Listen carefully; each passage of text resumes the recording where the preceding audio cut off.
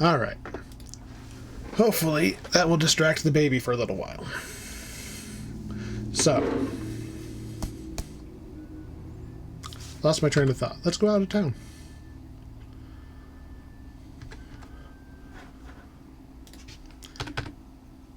I should be sneaking everywhere. This is one of those other Skyrim style things. If you just crouch and walk around, you're harder to see. Not actually all that effective. But it makes the number go up, so.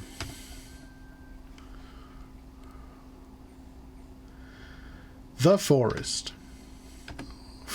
Already getting into a fight. We've literally took one step outside of town. This is literally the first screen that is not town. Alright, let's see if I can manage to not die in the first combat. Take that, goblin. Stab, stab. Alright.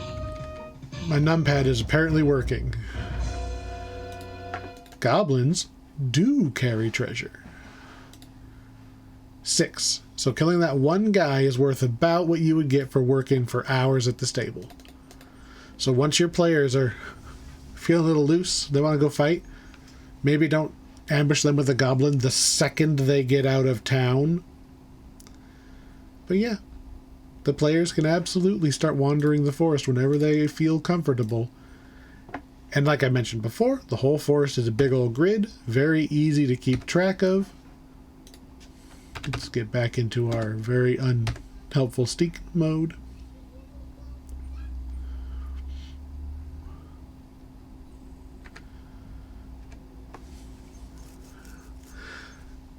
Some of these old animations, man, they were good for the time. Like, somebody put a lot of effort into that.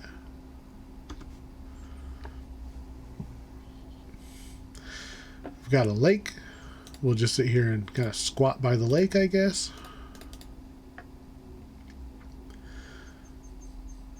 I do like the effect of the water over here. It's just like a couple of little lines, but it does kind of give it the impression that it's like the sun is reflecting off that water. The lake doesn't do anything in the game. You literally don't need to come to this screen. But it's pretty. Somebody put a lot of work into this screen for it to not have any function. Which... oh, we're very dead. I don't think I can beat that. This is a brigand. This is the hardest daytime enemy until you get to the end game. He has a very high block rating, which is negated by your weapon use rating, which is kind of Dark Souls in a way. Yeah, we ain't... where's my run away button? That button? Yep. Run away. We've been ambushed 100% of the screens we could possibly be ambushed on. Hello, Nessie.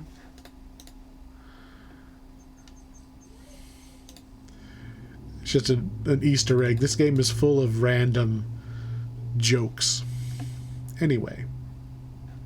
I'm going to save the game.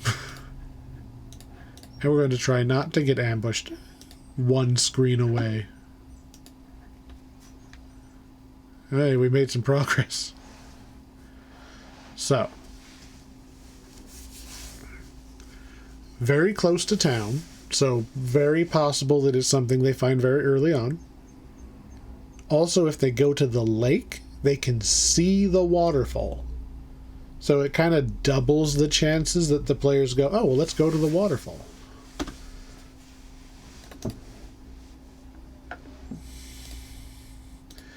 This is the Flying Falls is what it's referred to as.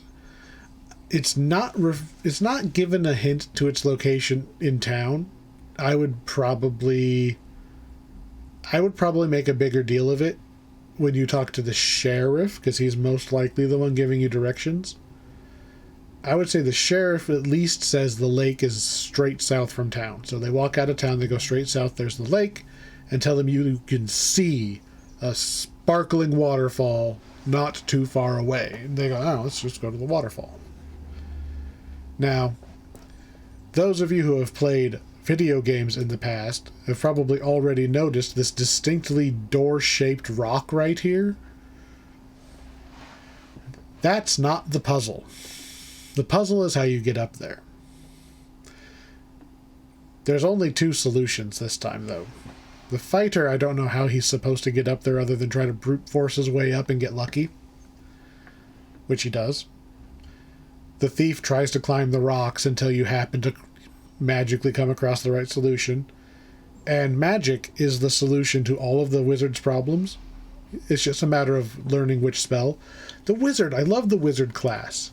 But every single one of the wizard's puzzles is, did you solve the puzzle to get the correct spell? If you have the spell, the puzzle is obvious. If you don't have the spell, the puzzle is impossible. There is very rarely any of the wizard stuff that's like, oh, hey, I can maybe use 2 or 3 of these spells to solve the problem. Which one's the best now? There's always an intended solution. There's always a lock to the key. Let's see if we have any luck here. Would you look at that? Because we already did some grinding.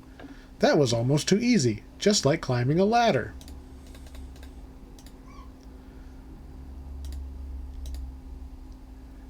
So, in Dungeons and Dragons, what would I do here? Just make it a wet, slippery surface. Make it a difficult climb check. A lot of the group checks that you make, usually only one person has to succeed. If it's something like, oh, finding the needle in the haystack, right? Finding the needle in the haystack means one person has to find it. Not that everybody has to find one. One person. Climbing a cliff face, everybody has to make it up there, or somebody's standing at the bottom for the next 20 minutes while your group goes and does the next thing.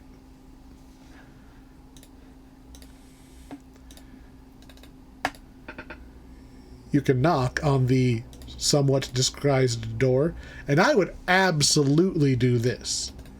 You hear the voice say, hey, move away from the door. Not mean, just practical. Hey, move away from the door or it will knock you back down. I'm just going to reload instead of having to roll that high number again. We're fine over here. I would absolutely, the first time the players do that, if somebody does not specifically say, I move away, everybody who doesn't move away, wham! 1d6 falling damage as they fall down off of that thing. Not enough to kill him. Just a little boop. Told you. Told you. Then you got Henry the Hermit.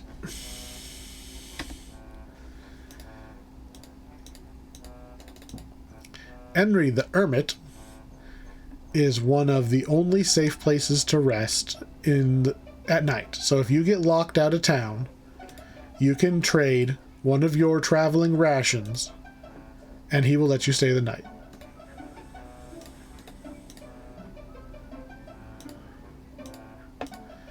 And if you ask him about his ladder, there is a ladder out there. If you are a wizard, he will give you the spell that lets you summon the ladder.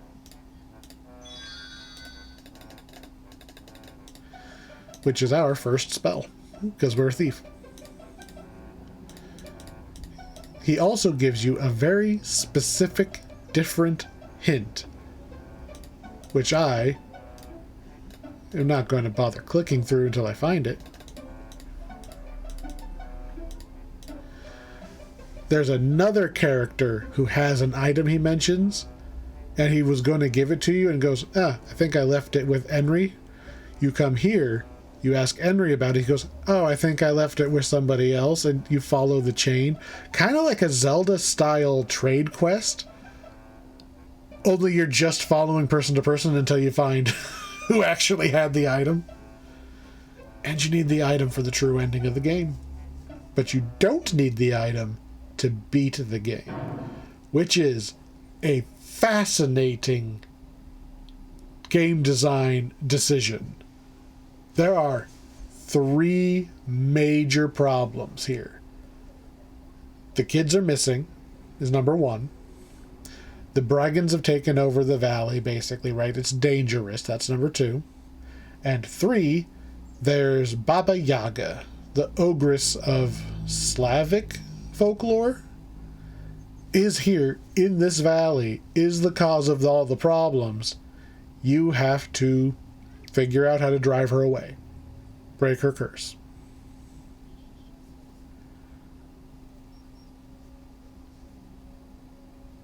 You don't actually have to drive her away. You can beat the game without doing that. Because she has the most finicky, hardest, non-super puzzly things to do. They're not hard. They're easy to screw up hard. Easy to miss. Easy to get stuck and have no idea how you're supposed to do it. You need it for full score. You don't need full score to beat the game. You can absolutely ignore her completely and still beat the game. Narratively, I would not roll credits until she's dealt with.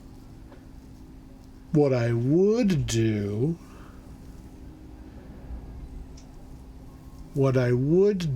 is I like the idea of avoiding boss fights. I don't know if the players would. You'd have to think of your players. But off the top of my head, I would say if they don't get the item that he's part of the fetch quest for, they just have to fight her raw. Bunch of level 4 fighters, or 4 players at that point, level 3 or 4. It would be a tough boss fight against a spellcaster. A spellcaster with lair actions and minions. It would be a very tough fight. But that's Dungeons and Dragons, right? Dungeons and Dragons kind of expects big, bombastic boss fights rather than just having the item that solves the problem. I would absolutely let the item solve the problem. When we get to Quest for Glory 5, oh God, Cerberus.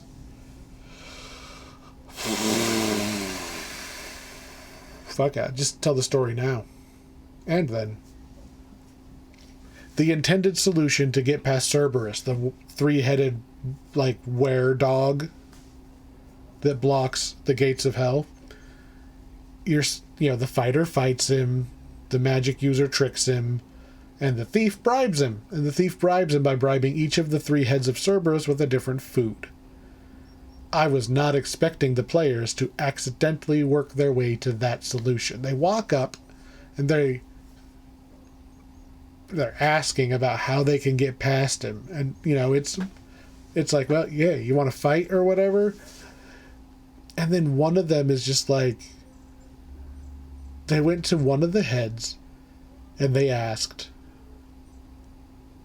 hey, you want some, I don't know, some ration? You want a ration? Here, boy, you want a food ration? And basically, nah, I only like sweet things or savory things or something like that. And we have chocolates. And he's like, no, I think that was the problem. Is he hinted he wanted chocolate, right? And the players were like, we don't have chocolate. There's chocolate in the town. They could have just went back and bought it and walked back. There's chocolate in the town. What did they do? One of the characters was carrying a bag of flour because he bought every goddamn thing in the town. Drug the shopping cart along with him like some kind of hobo.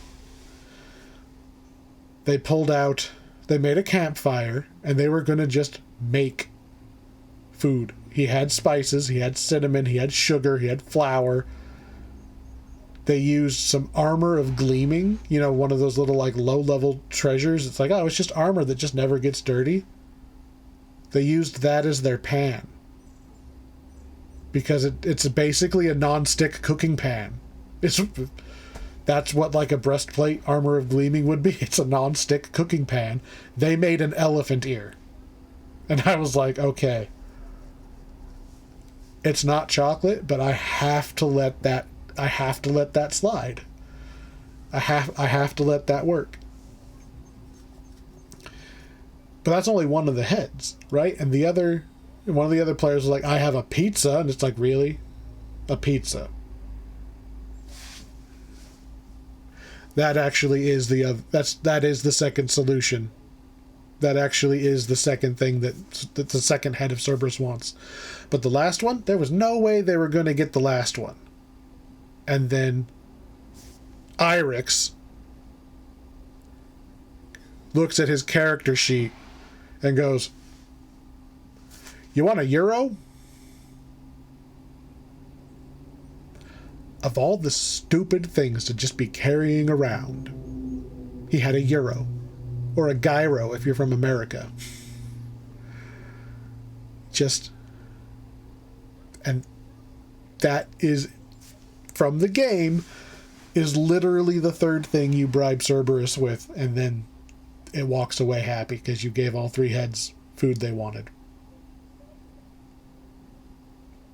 Sometimes you just have to let the players win. Like, there's just no... They'll always remember the time that they made an elephant ear to bribe Cerberus.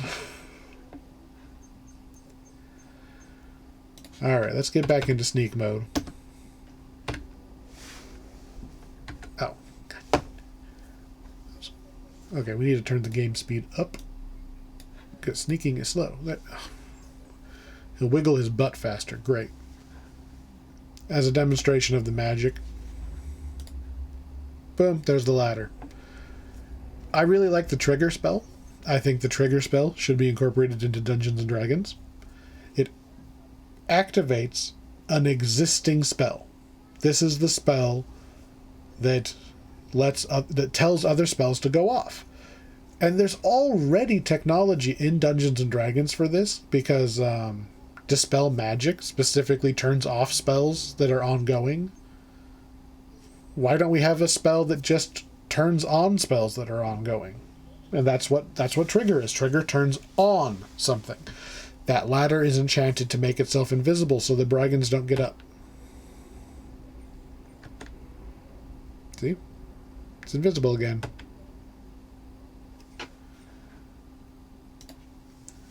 You could do a lot of stuff. Seriously? That's because I went off the screen and back on. Take this, goblin. We're gonna die.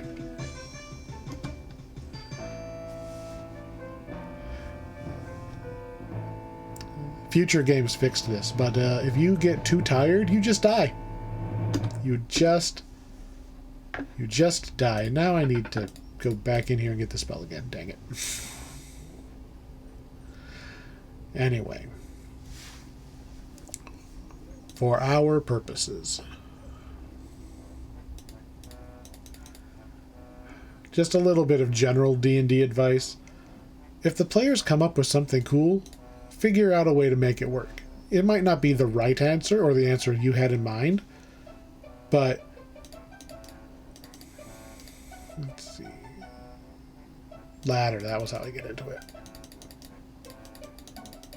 Okay. If I was being strict, they never would have been able to use a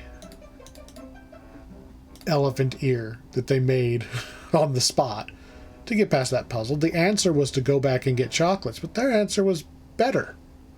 Their answer was more fun. Don't punish the players for just not thinking the same way you think. I ran this game as a Dungeons & Dragons campaign already. Mostly off the top of my head. I just kind of wrote down the prophecy. I wrote down the map. I did not really plan anything out other than running it off the top of my head. Really, Goblin?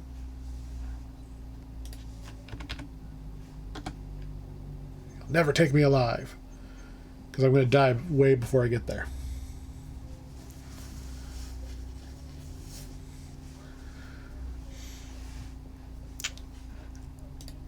So when I was playing, I was DMing. They got to this screen and they're like, oh, an unusually white deer. I kill it. That's the first response that most players have. Because most DMs are jerks and make everything deadly. The purpose of this little white deer, it shows up on like within 2 screens, I think, of this upcoming screen. No matter which direction you come onto the screen, the deer shows up to lead you specifically here. Because this is where you actually get your main game-long quest. The Dryad. Are you one with the woods? Yes, I would like to not have a soft game over right now. And so basically, go do her a favor, and she'll do you a favor. And you always say yes to friendly nature spirits, because you know what you're in right now? A forest. You know what happens if you make the forest mad? Just spawn 18 copies of Smokey the Bear and they beat you up.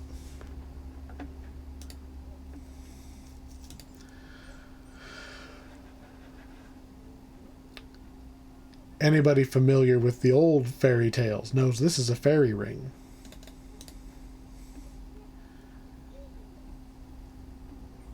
We're going to pick up some mushrooms and be on our way.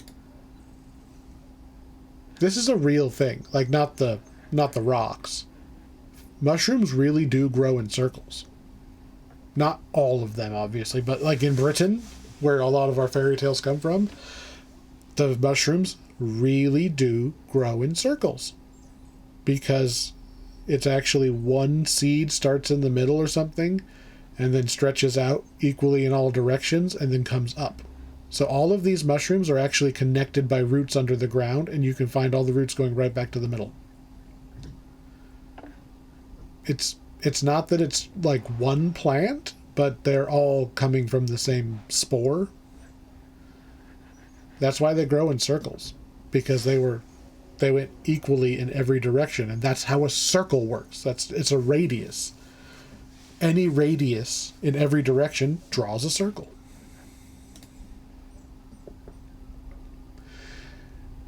Now, if you're playing a fantasy game and you see a circle of mushrooms, maybe you go, oh, there's probably something about that. Perhaps fairies. This game,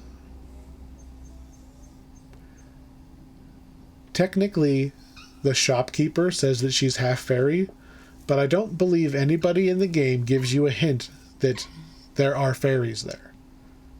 Except for the Dryad, and that's in passing. You probably want to be a little bit more clear with players that there's like, don't just describe the fairy mushroom circle.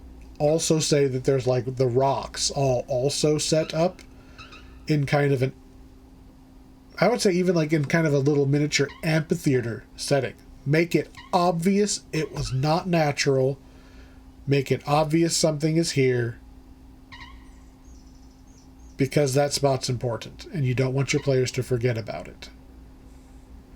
Because if they get to the point where they need to find the fairies and they don't know where they are, because they walked onto that spot of map, and then they forgot because they just thought you said, oh, there's some mushrooms, and they go, oh, well, mushrooms are they grow in circles all the time, so this is normal, and they walk away because they actually to themselves because they have too much knowledge of mushrooms. They will wander a long time looking for fairies. So, this is one of those challenges for Dungeons and Dragons. These are the meeps. There's lots of colors of them. They're very cute. I am very fond of meeps. My players are dumb.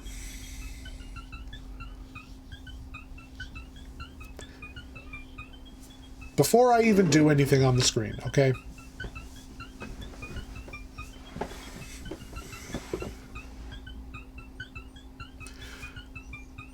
I described that there were a bunch of rocks on the ground, and every now and then a brightly colored creature that kind of looks like a Fry Kid from the McDonald's old commercials pops up, looks at you, pops back down. If you ever get close, whatever one you're close to, like, they don't pop up there. They're not random. It's not whack-a-mole. They're very specifically using the farthest away rock popping up, looking at you, popping back down. So my players took that and spent probably an hour trying to ambush these things in various ways, trying to grab one of them and it popped up, or trying to pull the rocks up, trying to like shovel the rock. They were just aggressively trying to invade these things, and it was just like, I want to say it was my sister-in-law got fed up with them and was just like, I just say hi. That's the goddamn solution. Not everything that you find is hostile. You try speaking to these things, they talk about you. And one pops up to come talk to you. That's the solution. You don't have to be aggressive to everybody. They can tell you about very little, though, because they live underground. They don't really know much about the Brigans. They love rocks. They love to live in their tunnels in the ground, right? The real reason you're here, for one thing, if you have magic, they found a scroll, you can just say, yeah, sure, thank you. Later, you find out that you need some green fur. You ask for some green fur, he'll give it to you. Whoop, there it is. In the text parser version of this game, because the original version of this game, you had to type everything in. It was not menu boxes. So you would not know you needed the green fur. This game, a computer function put every relevant answer into boxes. So it's possible to get the green fur without knowing why you need it. But, boop, your points go up, so you know it was something you needed. And I've heard there's a bug with picking up this scroll, so I'm going to save the game real quick. All you had to do was walk over here and ask for it. Boom. Now you know detect magic. And that's a real Dungeons & Dragons spell! And it works basically identically. You don't have to do any work. This can just be a scroll of detect magic. I will say, though, if you don't have a wizard in your group, a lot of the magic-y cool puzzles, there's no real way to do them without magic, which is sad. B, wizards learn their spells by themselves. They don't need scrolls. On level up, you can just pick what spells you want. So finding the scrolls in the wilderness is not that exciting because they just get whatever spells they want anyway. Unless you're homebrewing that they only get the spells that you give them. And that's something you have to talk to them about ahead of time. I think it would be neat. I would love to play through this game with only the spells that the game provides. It's how this game was designed. You're not supposed to have all your spells yet. You're supposed to find them as you go. But that's a rough thing to ask a level 1 player to do, is to start their wizard with no spells and have to find them. What I plan on doing is turning every single spell scroll in the game into a magic item instead. That way, if you don't have a wizard in the party, the content is not wasted, and it gives any party, including the wizard, even if you have one, the ability to solve the problems using the magic user solution,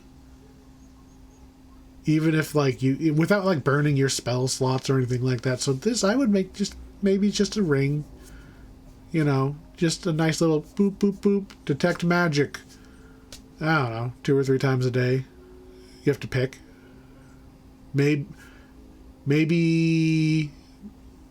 3 times a day, but it's instant, because the normal detect magic spell, it lasts for 10 minutes, and you can x-ray visor, looking around, detecting all magic. No, one shot, just a burst, just boop, and it pings any magic thing nearby.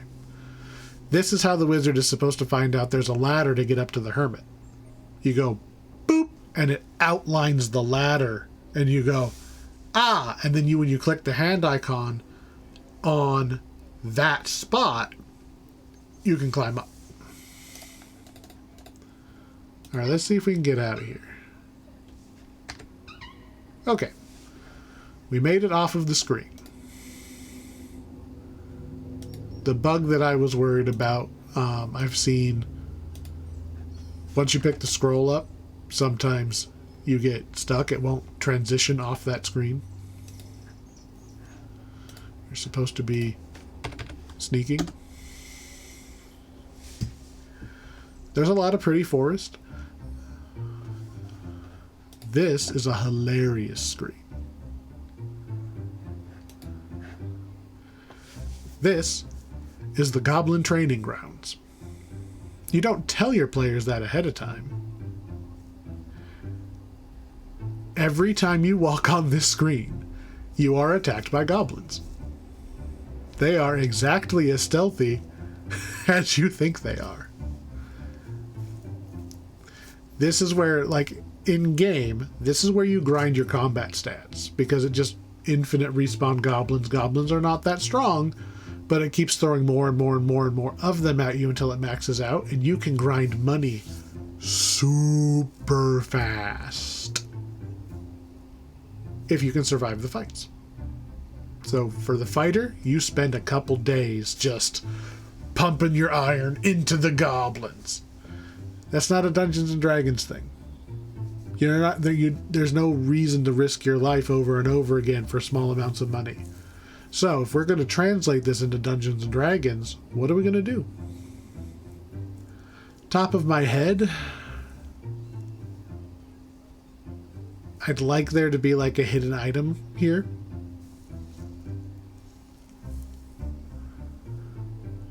I don't want to make the goblins friendly. That happens too often. The games are just we'll just make them friendly and not worry about it. No. I would kind of like there to be more to the goblins. The ambush is fine. Get it? He's in a bush. Ambush. I like that. I like the idea that the players will literally turn their back and they can just hear the bush very obviously moving towards them. It'll be a funny little encounter up until they notice that there's actually, at the end of every round of combat, as they fight this guy, they notice there's more and more of the bushes are slowly closing in on them because there's actually an infinite number of goblins.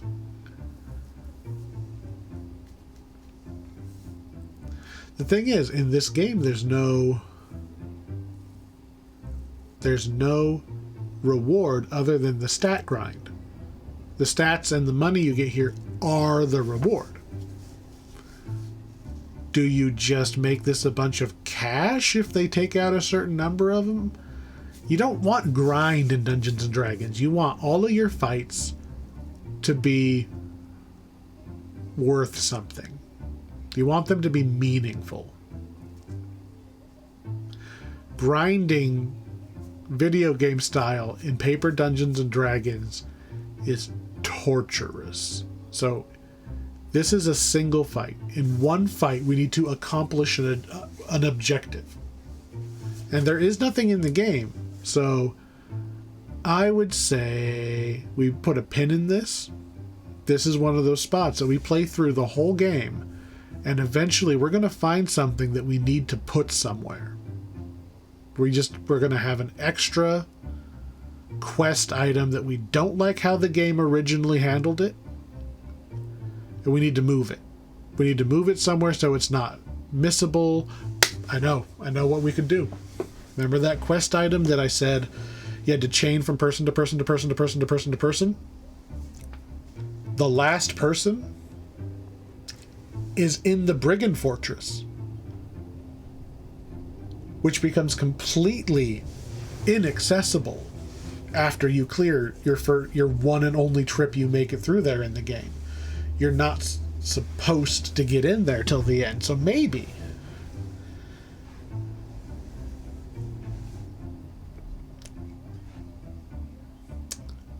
I kind of like this. Maybe after you track down, you bounce from the baker to the butcher. After you've gone through every person in town tracking this item down, the last one is the delivery worker. I don't know. We'll pick somebody who probably doesn't exist. We'll make a new character who you never have to meet. And maybe they were coming through here.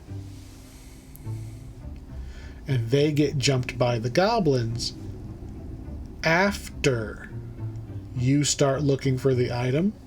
You, the DM, can make events happen during the game. That's how it works. So if the players come here early and beat up a bunch of goblins, they don't get the item early because it's not here yet. They wait till later, and then it turns out, oh yeah, Fred, he was going to try to sneak over to the farm and steal some apples, and he never came back last night. The farm is a couple screens to the right of here.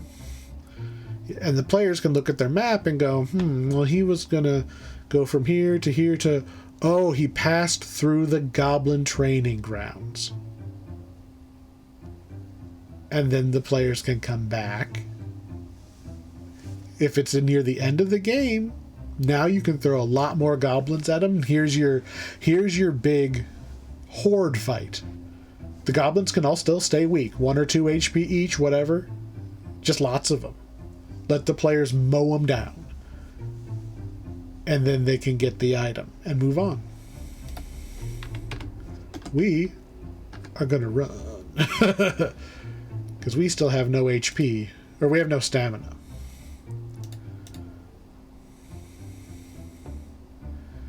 See, we've already come up with an idea, having just wandered through. Because I don't like the idea of locking, single-use areas the players can't just go back to. Like, oh, well, if they miss, picking up some mushrooms, they can just go back and get them. Or they can even just say, we go back and get the mushrooms and then we come back. The end. That's all it takes. If you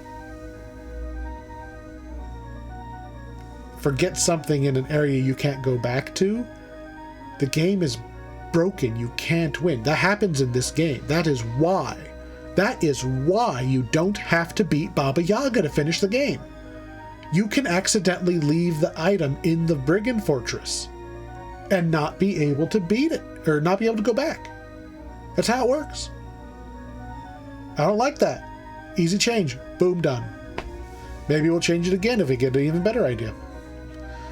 This is Baba Yaga. Baba Yaga has a fence that talks trash. But there's a rhyme you have to say to open the door. He'll just give you the rhyme. You just have to ask. That's it. You would be surprised at how long it takes for the players to just literally turn around and ask the NPC what the answer is. And it happens a lot that's how you solve the problem.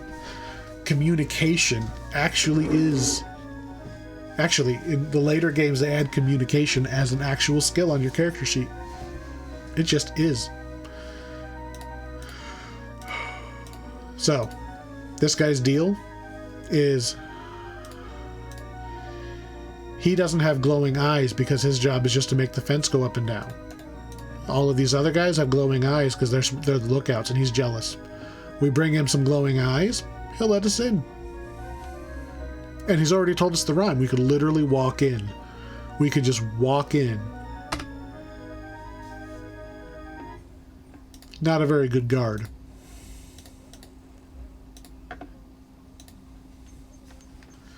Convenient, not a good guard.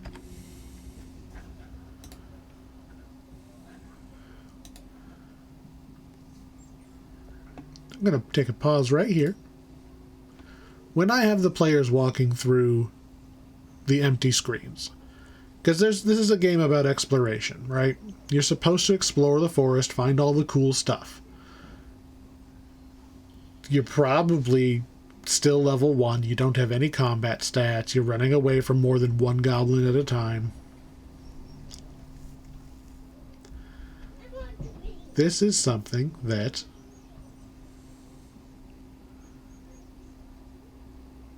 the way I handled it was I would say, oh, you're in the forest, you can go north, west, south, east. And if we're on a screen like the one we were just on, oh, well, the forest curves here. You can go back the way you came, or you can head to that's east. Is it a little tedious from the Dungeon Master's point of view? Why don't you just say, you know, here's the landmarks, here you go? Do I have any stamina? Well, the reason you don't do that is because, yeah, we're dead. Unless we run. Run away. More running, please.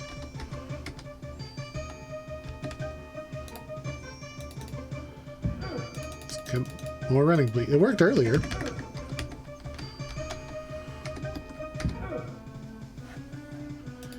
Well, I guess we're just going to die because I can't make it. Can't make him run away. If you're playing these games, I recommend putting it in full screen because then the mouse does what you expect it to do. Because I'm running it in windowed mode in order to also control the streaming stuff, I kind of have to deal with some stuff. Point is, the importance of doing the map one at a time is it's how the players engage with a forest maze, basically. It's how the players are going to understand the scale of the world. You don't want to just give them the whole map at the start of the game and say, point at the major location you want to go to. Because A, you're going to be spoiling the locations. Like, they're just going to automatically know, oh, well, there's 8 locations. I guess if we're stuck on where we go to these 8 places until one of them has a cutscene. It takes away the discovery, because sometimes you have something like the Goblin Training Grounds that has no inherent purpose. Or the lake. The lake's a better example. The lake itself has no purpose. It's just a cool thing they can find. There's nothing in the lake. I would say you maybe even, when we get down to actually making everything, writing down the stats for everything and breaking out how hard everything is to do, maybe we add 2 or 3 extra minor cool items that are just like little tiny things that if they do something cool, like maybe they're playing a Sahagin or something that can breathe underwater and they want to go swim around in the water, look for treasure. All right, well, the game doesn't let me do that. There's nothing in this game that tells me what's in that water. But if you do something cool other than just, you know, fish and hope for something, sure, we'll have a couple extra little minor inconsequential items we'll make. They can be your random, like, oh, player did something cool, here's your treasure reward kind of thing. It's important to have those minor areas. For one thing, then you have more stuff to find. Your world is not just the important places. This is an important place. The players have to come here to follow if they're strictly following this story. The players have to come here. The players, if they're going to actually beat the game, have to go to Baba Yaga. They have to go to the Meeps. They don't have to go to the lake. They don't have to go to the goblin training grounds. You can get away with... You can get away with skipping a lot of stuff. You know, if you already know ahead of time what you're doing. The exploration, especially at level 1, because remember, they don't have... I guess I could rest.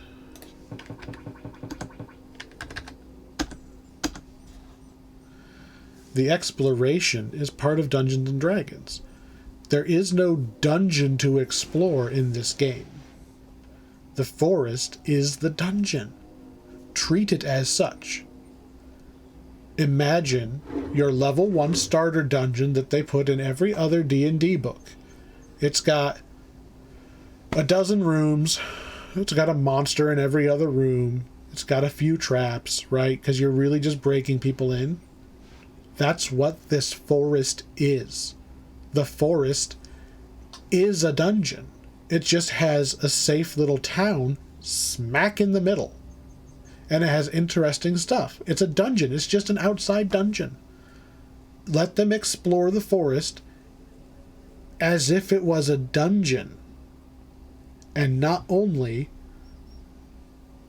will they have more fun because they're exploring something, but it'll prime them for when they are in a true dungeon, how to do it.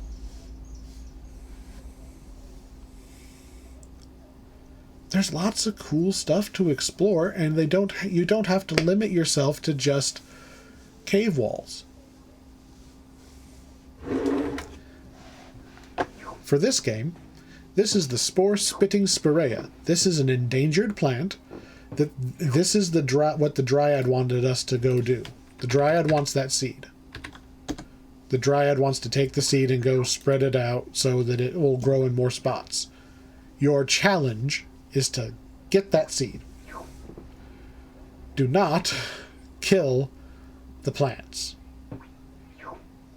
This is another one of those, if you kill the plants and take the seed, your game is unwinnable because the Dryad will kill you when you walk back on her screen and she is required to beat the game.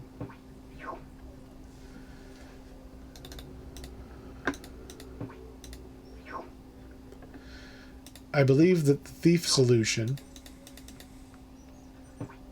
Oh, is it going to give it to me right away? Nope.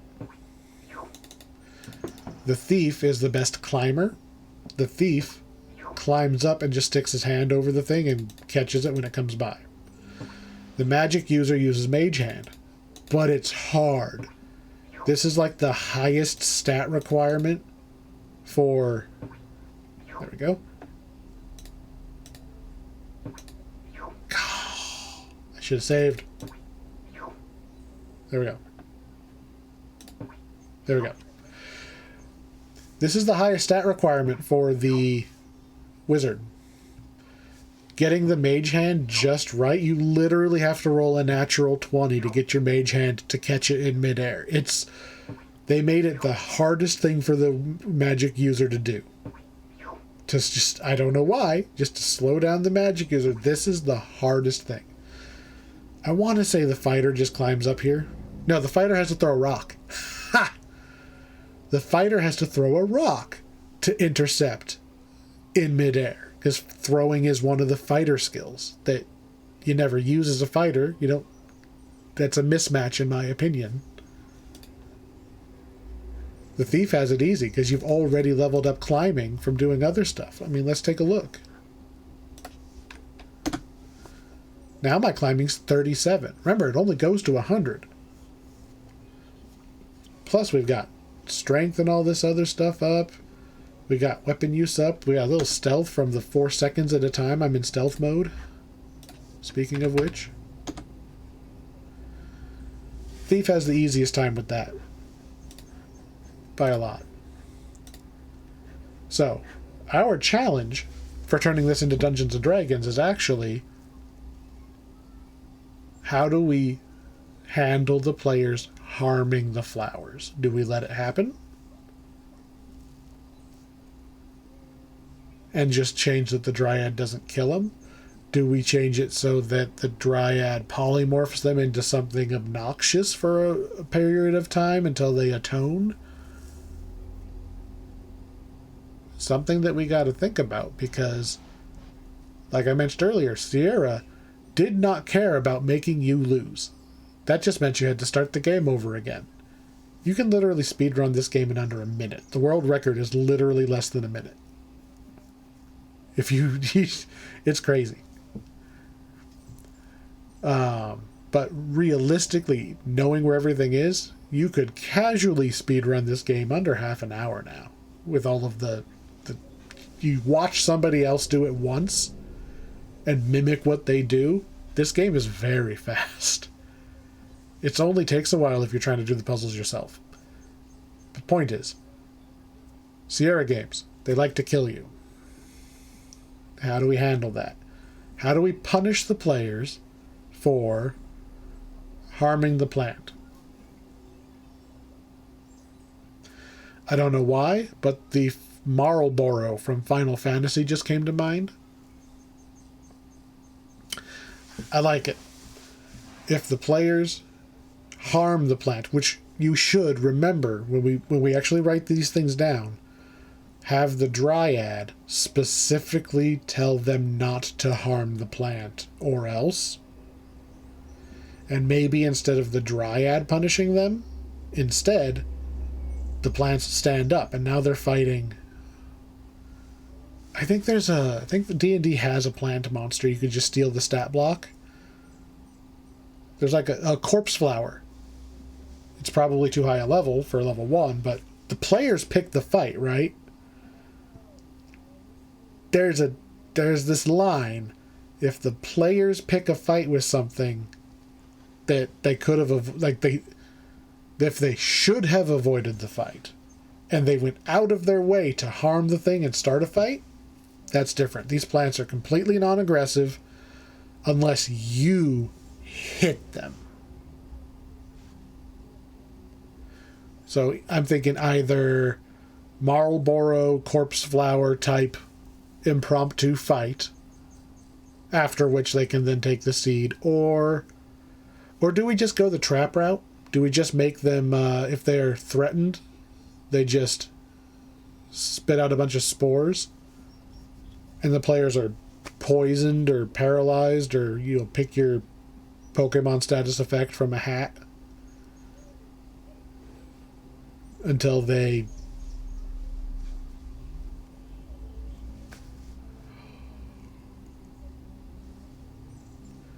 depends on what level they are. What if at level 1 you just poison everybody so that they're running at disadvantage, and you're going to burn through a bunch of their resources while they have to rest in town, or else everything is disadvantage? 4 or 5 days recuperating bad poison because they were warned. That there's a non-violent way to punish the players. And if they're level 2 or 3, or if they have removed poison in their repertoire already, so that they can ignore your punishment for blatant use of violence, then they can fight. Because then if they have level 2 spells, then they're level 3 and they can fight the thing instead. And they can use their power to do a boss fight with no additional treasure. Never reward the players in an extra boss fight that they brought along themselves. They just fight the Marlboro. That's the end of it. They get the seed and they can continue. I like this idea that the punishment is proportional to their level. It kind of lets the game scale. Oh, what if we did that for every challenge? Whatever level they are, within our very small level range, we're only going to be level 1, 2, or 3. No, because 4, you'd have to be too far in the... There's no way to be level 4 and then be here. This is too early. They'd only be level 1, 2, maybe 3. Most likely 2.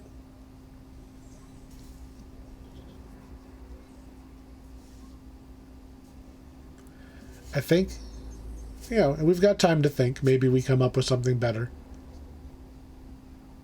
I'm kind of leaning towards just like the 5-day-long poison. Don't kill your players unless they try to kill themselves. But it's enough of a penalty that they're going to feel like they were punished for doing the thing they were specifically told not to do by a friendly nature spirit. It's one thing, if Sauron tells you not to hurt the flowers, then you burn the forest down, right? It's all about who is telling you this.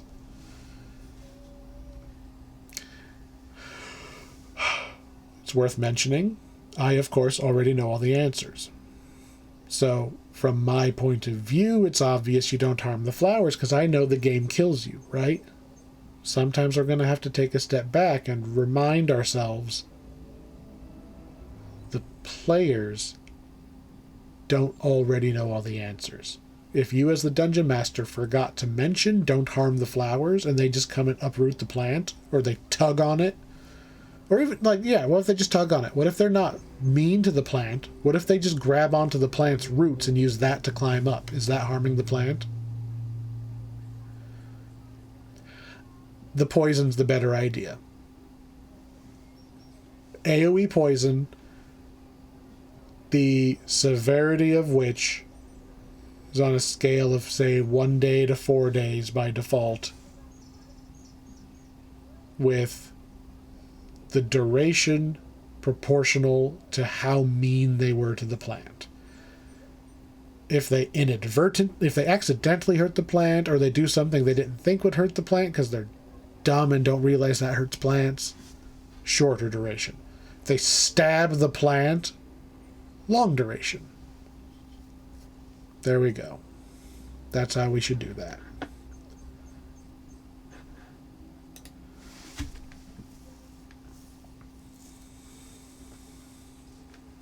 Moving on.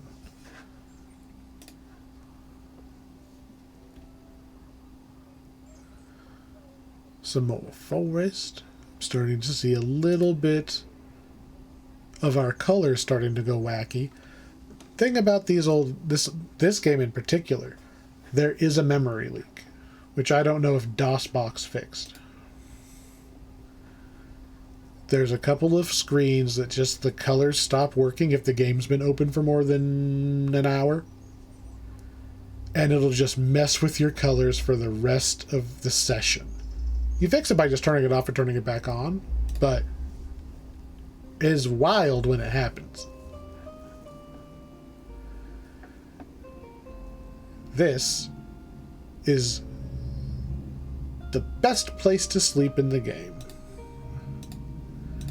You walk in here, it immediately says you feel at peace, you feel safe, it's warm, because remember, it's snowing all around you and there's freaking flowers and a fruit tree. Let's have some fruit. Soft, juicy fruit makes me think of like a pear. They specifically say you don't need another piece of fruit once you've eaten it. It's basically lembas, right? The Lord of the Rings food. That bread that just you eat one and you're full for the day. You don't need more than one. You're not hungry for a day. But you can't take them with you because they're soft. It'd be like... It's like a pear. Only you've already taken the skin off. It's just kind of the squishy. Or like trying to carry an avocado in your backpack. Something soft. A banana that's already been peeled. That's my excuse why you can't take the fruit with you. It's magic. The players will get over it. If the players come up with a really cool... if they come out with their own medieval Tupperware, fine. Let them take a fruit. But it disappears at the dawn of the next day. Because it's magic! So are the flowers. In that they're pretty.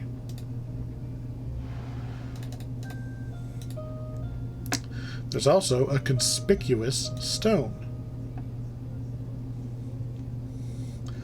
Marks carved in the stone look like writing. It says Erana's Peace.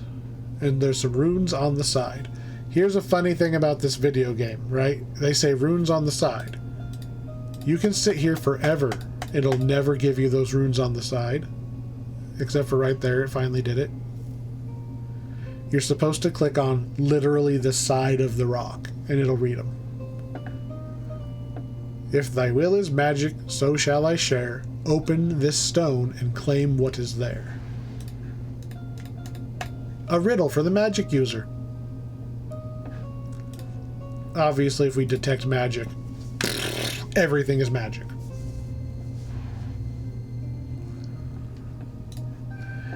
Also, all of the magic has a warm, nurturing feel to it.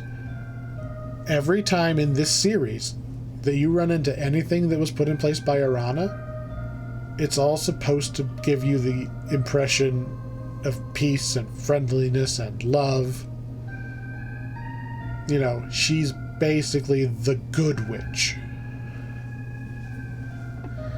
And it takes basically four full games before you find out what happens to her. It's just a mystery. Literally nobody knows. And then when you do find out, you are literally the only person on the world who knows. It's not like you don't walk into a mall and just like she's working at the Auntie Irene's pretzel stand and you go, oh, you just retired. Like, nah. It's pretty dark. It actually gets even worse. But anyway, Arana's Peace. She is the same wizard that put the peace spell on the town that protects the townspeople. There's something of her in every game. So this is one of the few areas that you can just come here and rest, and you will always be safe. You do not have to pay money to the inn. Once you know this is here, this should be your home base. You don't need to pay the inn 5 silver a night anymore. It has food. You can just eat a fruit from the tree every day. You can sell the flowers to the healer. I didn't do it when we were in there, but if you ask her about spell components, the things that she actually wants, one of the things she will buy is flowers. And she'll buy 5 bunches. It won't let me pick up more than 1 batch of flowers. Oh, it will. Take more. Oh, I have all the flowers I need. You can take 2. Which is 5 each. That's 10 flowers. And we got some mushrooms and the fur and the seed. How much cash we got? Almost broke. But it doesn't matter because we're a thief. We're a thief. We can get lots of money. We need more stats before I can do any of that stuff, though. So, Arana's Peace. Exactly what it says on the tin. Spoiler, there's another spell in that stone. We don't have the spell we need to get it, which is one of my criticisms of the magic user puzzles. It's just go to the areas in the right order and then you will have the right stuff. Go to the Meeps, get Detect Magic, then you go to the Hermit, you get Trigger, you know, continue pattern from there. This one you need to take the instructions literally. And I did this, and it took the players a little while, but they got it. Open this stone. One of the spells you get is called Open. I would recommend changing Open to Knock. It's basically the same spell, but the Dungeons and Dragons version. And I would change the little poem here to say, knock upon this stone and claim what is there. So if they go, they don't get it because they're a fighter and they're dumb. knock on this stone. And if they have found the knock spell already, which this one's okay. So the way you get knock, you buy it from the magic shop in town. But they don't have to, because if you have a wizard in the party, they could just learn the knock spell anyway. They might already have it. Maybe they'll go, boop, boop, boop, I'll use knock on the stone. And even if they don't have to galaxy brain it. If you remember what I said when we were in the general store, only put things, or only tell the players what's in the general store, give them the 5 important items, and just, if they must have a pickaxe, sure, there's 1 pickaxe, but they have to ask for it. Same thing with the magic shop. The magic shop should sell the scrolls of the spells that are important to the game as hints that those are the spells to be prepared. That they either need to go find something that does that, or pick those spells at level up. That's how you hint to your players. So if you want to hint that knock is important to unlock something in the game, put knock in the magic shop. And if you don't want them to have it day 1, make it expensive. Job done. Make them grind the money out. Make them finish the first quest, and that gives them what happens to be the exact amount of money they need to go buy it. There you go. Don't expect them to read every spell in the player's handbook to solve your puzzle. Put the answer to the puzzle in the game. I will never put a puzzle in the game that you had to already know something from the player's handbook. Well, if you would have just read the clairvoyance spell, you would have understood. No, I'm not reading 400 freaking spells to solve this problem. The solution needs to be in the game. And the solution to this one is that the open spell is in the town. You have to buy it. That does 2 things. 1, guarantees it's in the town, or it's in the game. There's your hint. Puts a bound on it so you don't have to go out researching on Reddit to find the answer. But also, in this game's case, it's slowed the progress down a little bit, because you have to go grind some money but to get that spell, to get this spell. So it kind of, you couldn't just speedrun the game that fast, because you had to get the money. You had to play the game. Basically what it's saying is you have to be level 2 before you open that rock, just naturally. So if the players get here and they don't have knock, but they have a wizard, they have to be level 3 to be able to naturally cast knock. There you go. If the players are level 3, that means they've already completed 2 of the major milestones of the game. Let them use their own spell to solve the problem. That's fine.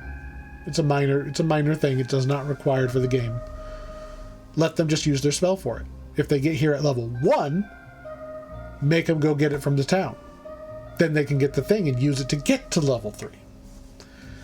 I love all of the little things this game did to gate the progress, to kind of squish the players into the right spots to organically make progress in the right order without being told what the order is.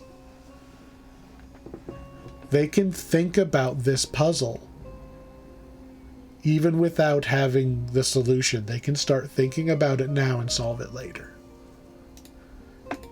This is not a boss fight that is live or die right now. We have to figure it out. I hope we brought the right stuff. This is just an environmental puzzle. You are free to come back later. Or skip it. That's technically optional. It's handy, but it's optional.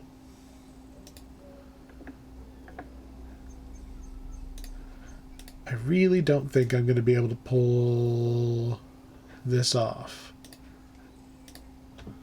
Come on. But we're going to try.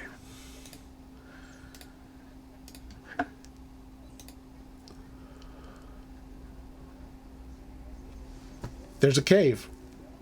There's an ogre. This is a good old-fashioned boss fight. What's stopping me from getting into that cave? The ogre. Your adventuring party is going to walk up and they're going to see an ogre. They can turn and run, or they can fight it and get squished. Maybe they make it. Maybe they come up with a solution to trick it to get behind it like I'm about to do. But it's there. You don't actually have to fight the ogre. You just need in the cave. If you can get into the cave without fighting the ogre, that's fine. I don't think we need to make any changes here. It's an ogre. Put an ogre there. If they kill the ogre, they kill the ogre. If they trick it, they trick it. I'm going to run around the ogre.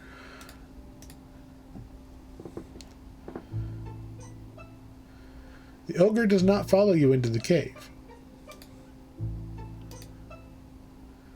Presumably because the ogre doesn't actually live here.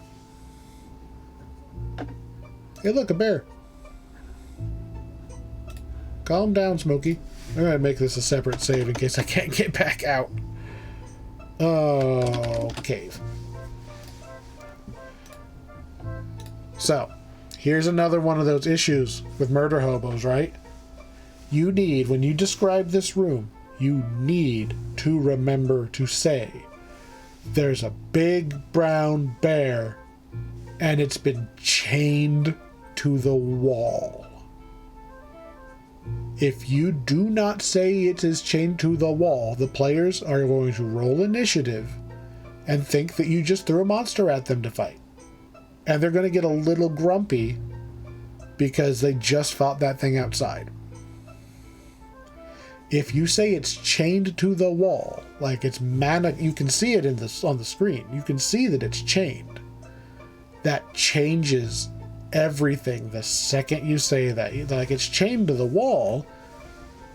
Now it's a puzzle. Now it's, why is it chained to the wall? I did not have any problems with the players trying to attack this bear. Like, I think my nephew said, great, we can just shoot it until it dies. And then everybody else was like, no. No, something's up with this bear. There's a reason it's chained up here. And it did not take them very long to just offer it food. And then the bear calms down and lets you pass.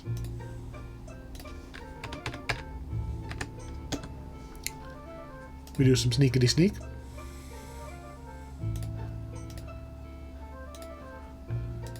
And this is going to... This... Thank you for complying, game.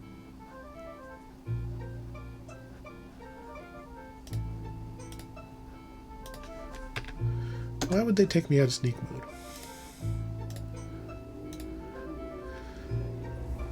This is an interesting encounter. So what we have here, there is a kobold magic user holding a key. And there are some mushrooms on a table. If we wake him up, he starts teleporting around the room. You could use Misty Step very easily.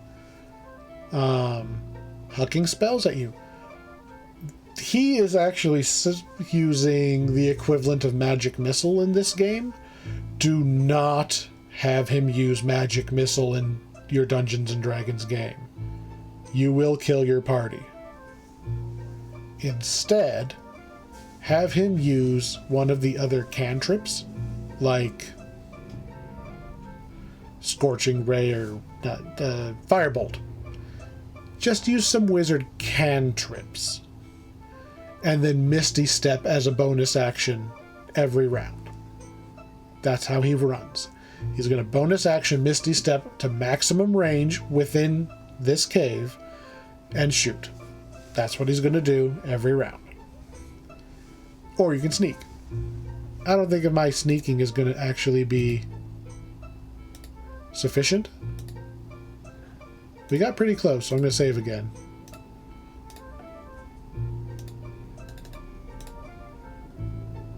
That was not stealthy enough.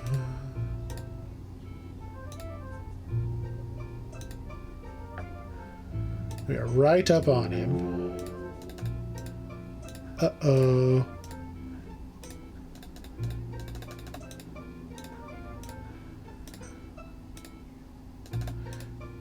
Very carefully, you remove the key from around his neck.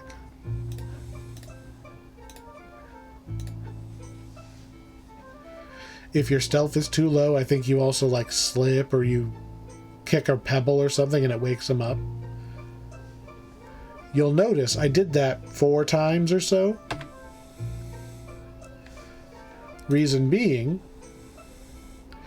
this game actually does roll a die behind the scenes. I don't think it's strictly a d20, but it does roll. It rolls a little bit of randomness to see if you succeed in something or not. Our stealth was 37. We might have got an extra point walking back, so we'll say 35 out of 100. That's roughly a third of our maximum possible.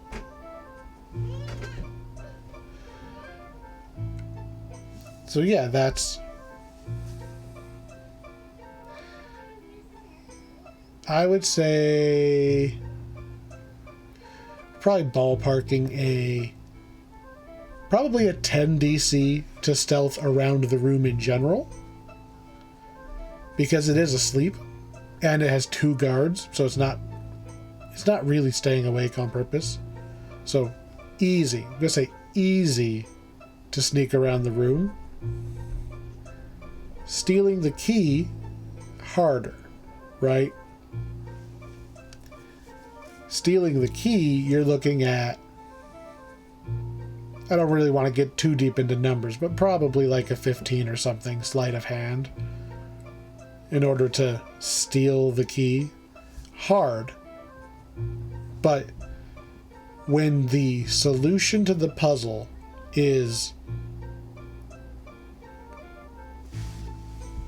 I think it's fair to make it a harder DC, like a 15, because if they roll really good, they're going to feel like a hero, and they're going to be like, yeah, and they're going to bypass the whole combat. The penalty for failure is that you just have to do the combat. That's not punishing them with failure. You know, it's not saying reload the game, you lose. It's just like, hey, you rolled the die to see if you got to skip the combat. Didn't get to skip the combat, doesn't mean you're out of the game. Now you just have to fight. Perfectly reasonable to make those rolls a little bit harder. Not impossible. Don't make it a 20. I managed it with a third of maximum stealth. Don't make it a 20. 15 might even be a little high.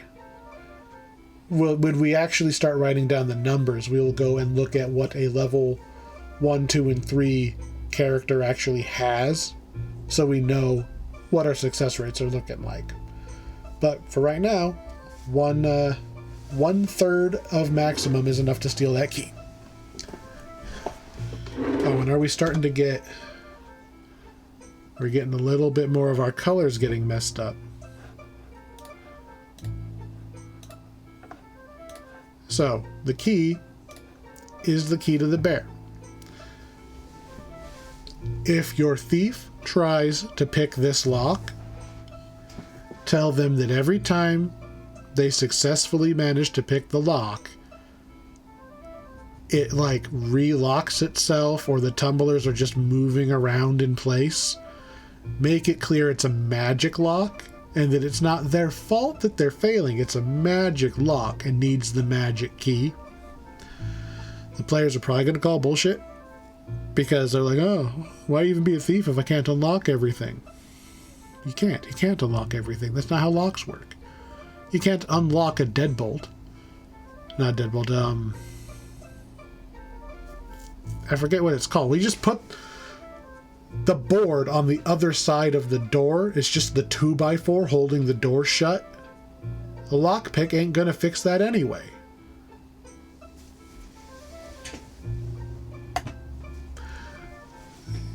We're gonna give the bear the key. We're gonna take the thing off.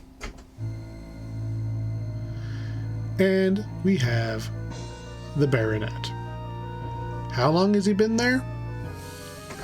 Years.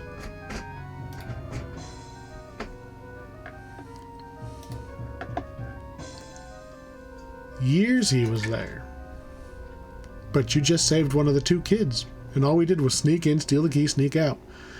Potentially doable at level 1, if they're super ballsy.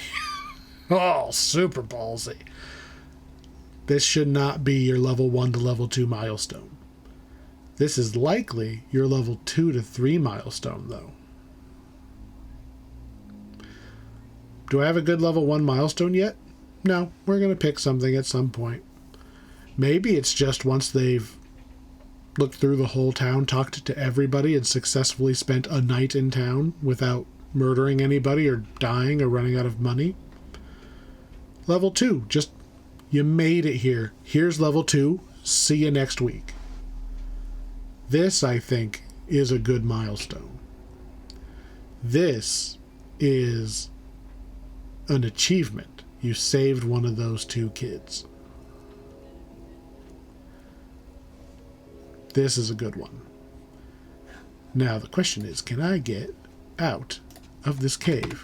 Because we did not kill the ogre. Run, run, run. Run, run, run, run.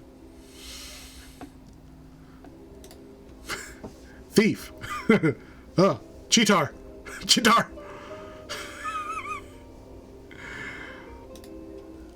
Thief.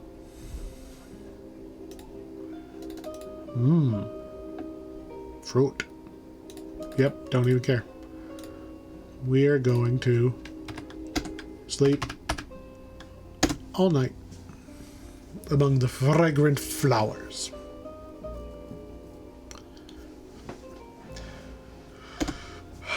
This is the only place in the game where you sleep and you get all your health back. Normally you only get like the equivalent of like a D6 of health back every time you rest. It's rough. But you rest here and you wake up at 100%. You are magically resting. Which I'm surprised is not a thing in D&D. Magically enhanced rest. You would think that would be a thing.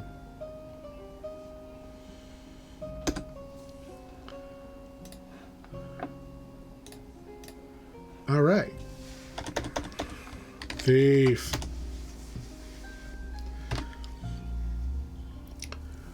We have been to almost every forest location. Come on. There's 3 left, one of which is endgame, and I'm not going to bother walking back there unless I think about it.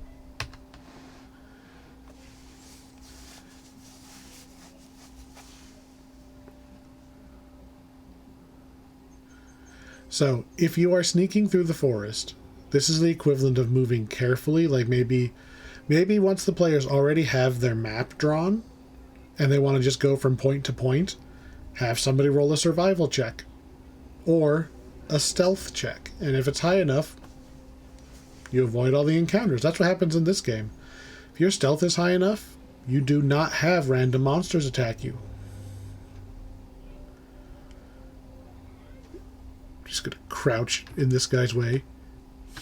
You don't see me. I'm invisible. Because I'm crouching.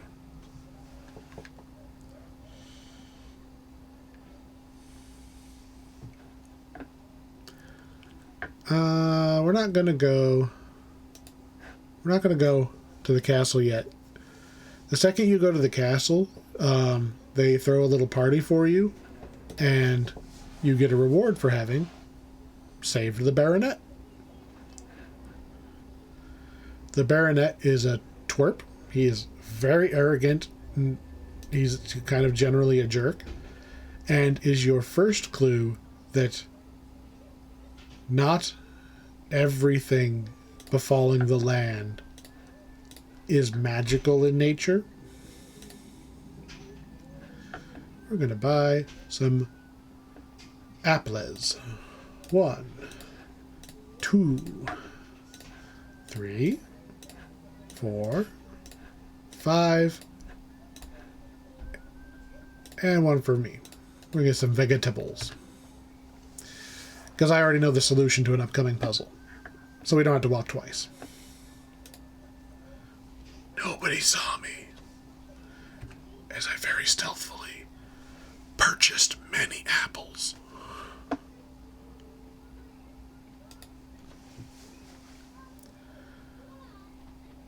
The thief does have some extra stuff he can do in town, but you need stats before it's doable. So we're going to get our stealth up so I can show that stuff off. I also need to level up lockpicking, but there is a trail, a little dirt road leads out of town back the way you came. The players can follow it.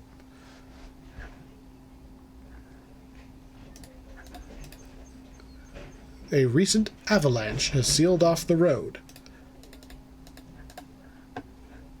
That's why you can't leave. That's why you have to solve the valley's problems or just curl up. This is an interesting little one that you can throw in for your level 1 players. You walk up, there's a fox caught in a bear trap. It says to you, "Oh, help me, kind hero." You as the dungeon master just said that as the fox. So the players are going to go, "Oh man, a talking fox." Obviously, that's a thing. You can drop that in anywhere in the forest. It's actually kind of annoying that it's over here because there's very little reason to walk over here if you know where you're going. So this is an easy points to miss. There's very little reason to walk in this direction. But you let him out. He gives you some hints. I don't think he even gives you a good hint. Here we go. It pays to be polite, even to rude people.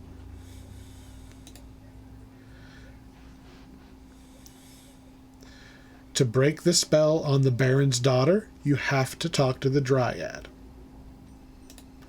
There you go. Now, the players are probably going to go, "Ooh, we need to talk to the Dryad. That was our clue." No. You're probably going to find the Dryad anyway. The Dryad had that big deer pointing you straight to the Dryad. His clue, be polite. His clue is you can talk your way out of stuff. For example, that's a frost giant.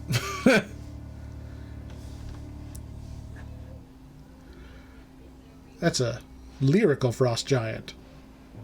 Oh, he's a rhyme giant.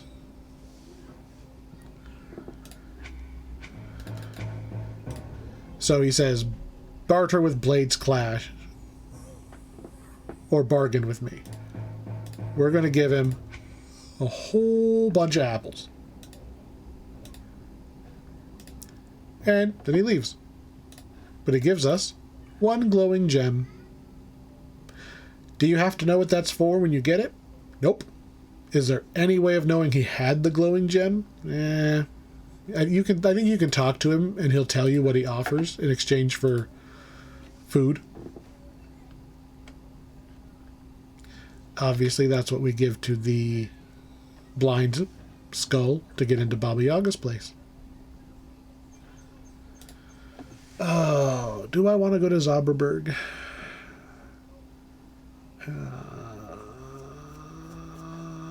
Yes. It's going to suck, but yes.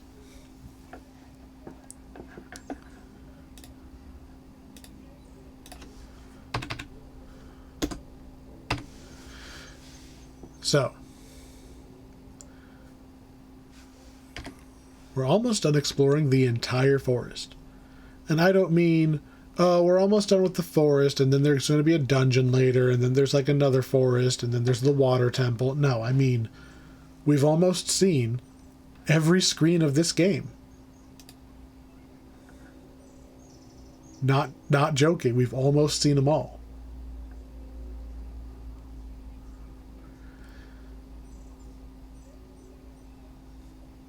And now we're going to move on to some of the more eccentric screens. This one was challenging for me as the dungeon master when I was doing my little, just running my family through here just to see how it would go. Willkommen auf Zauberberg.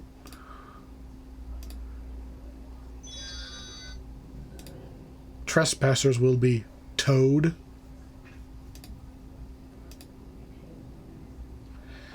Yeah. Obviously, magic. Look at that wall, right? Look at that castle. Giant purple castle on a mountain.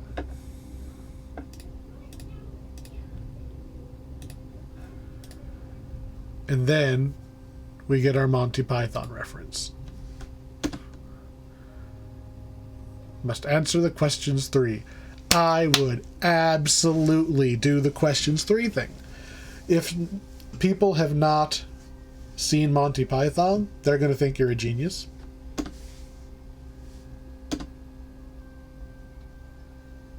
I just clicked through the thing, but hopefully it said the right name.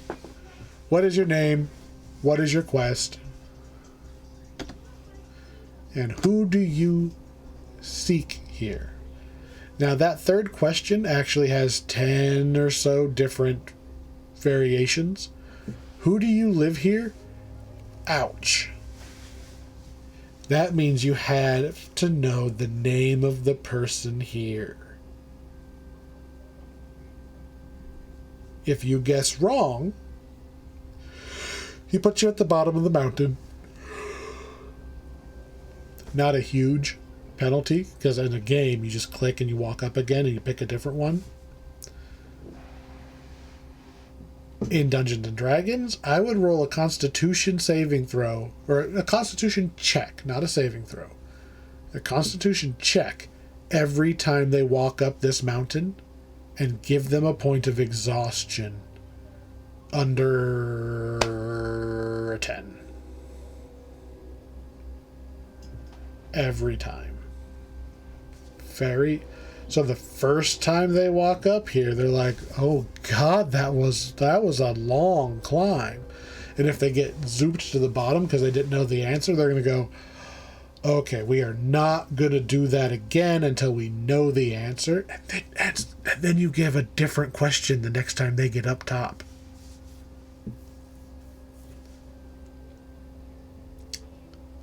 Only 2 of the names on my little multiple choice sheet make sense. If you speak to the magic shop user, because this is obviously magic, right? Talk to the magic shop user. She will have mentioned Erasmus. So if your players are taking notes of notable names, they will know.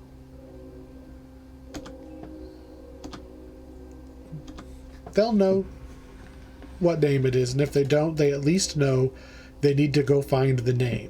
That is perfectly reasonable to tell them to turn around, go back to town, find the name. They're not on a time limit. It's just another thing they can write in their notebook and like, all right, we gotta go find the guy's name before we can walk into his castle. It's completely reasonable. You can do a lot with this room. This is the Cave of Wonders from Aladdin. This is a test. This is if Sticky Fingers McGee in your party decides that he's going to steal something on his way up, he gets punished. He is instantly teleported back to the bottom of the mountain. You have to ignore everything and do what you were told and walk to the top to see the wizard. Because the wizard was in the room the whole time.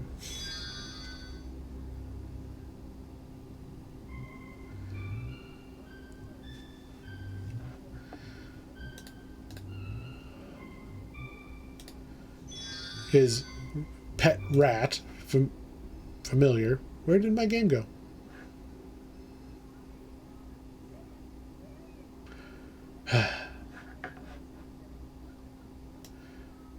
the game has decided it was tired. I will get back to the top of the mountain. I think that's a good enough sign to call it quits for now anyway. So, if you have been watching this live, which I think only my friends were anyway, more importantly, if you came back and watched this afterwards to catch up, thank you for watching. I hope that my rambling insights will pay off at the end and will make a wonderful supplement for 5th edition. That's the goal. Once we've got all of our data for each game. We're going to go one game at a time, but it doesn't look like it, but we're probably close to the end of this game already. If I was not talking and showing things off as we went, we'd probably be done already, because I know where everything is. So, next time we'll finish the tour of Quest for Glory 1. And then I think we'll start working on writing some numbers down, getting some actual descriptions in. Going to see if I can find a copy of the template for the Dungeons and Dragons books. That would save me some time. But until then, thanks again. See you next time.